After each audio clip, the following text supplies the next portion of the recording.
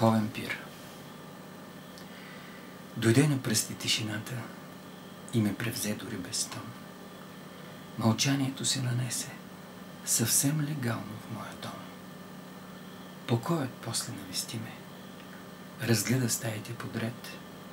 Приседна уж да си почине и ми поиска чай със мед. Във върволица надойдоха смиреност, нежност, благослов, жертва, готовност безпределна, надежда, вяра и любов. А прошката позакъсняла, с изповед дойде в ръка.